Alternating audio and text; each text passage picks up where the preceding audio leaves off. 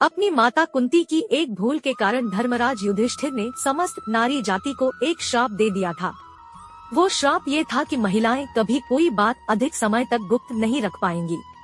इस श्राप से जुड़ा प्रसंग महर्षि वेदव्यास द्वारा लिखी गई महाभारत में मिलता है। महाभारत के युद्ध में जब अर्जुन द्वारा अंगराज कर्ण का वध कर दिया गया, तब पांडवों की माता कुंती कर्ण की मृत्यु का विलाप करने पहुंची।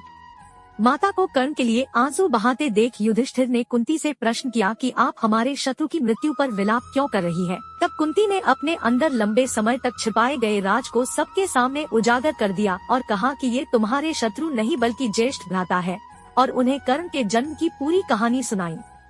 जिसे सुनकर युधिष्ठिर अत्यंत दुखी हुए और माता कुंती से कहा कि आपने इतनी बड़ी बात छिपाकर हमें अपने ज्येष्ठ भ्राता का हत्यारा बना दिया।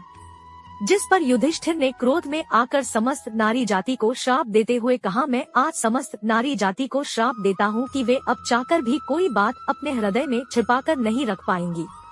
जनश्रुति है कि धर्मराज युधिष्ठिर के इसी श्राप के कारण स्त्रियां अपने भीतर कोई भी बात छिपा नहीं सकती। सूर्य पुत्र कर्ण के जन्म की कहानी। कुंती ने अपनी तपस्या से ऋषि दुर्वासा को प्रसन्न कर लिया था, जिस पर प्रसन्न होकर दुर्वासा ने कुंती को एक मंत्र तथा वरदान दिया कि तुम इस मंत्र द्वारा जिस जिस देवता का आवाहन करोगी, उसी के अनुग्रह से तुम्हें पुत्र प्राप्त होगा। राजकुमारी कुंती ने इस मंत्र की परीक्षा लेनी चाहिए और सबसे पहले उन्होंने सूर्य देवता का आवाहन किया, जिसके फलस्वरूप कुंती को कवचकुंडल धारी सूर्य पुत्र कर्ण प्राप्त हुआ। परंतु लोकलाज के डर से कुंती ने उसको नदी में प्रवाहित कर दिया।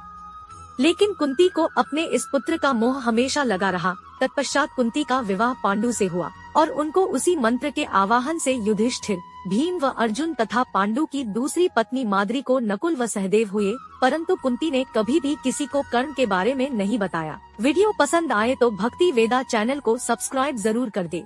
जय श्री कृष्ण।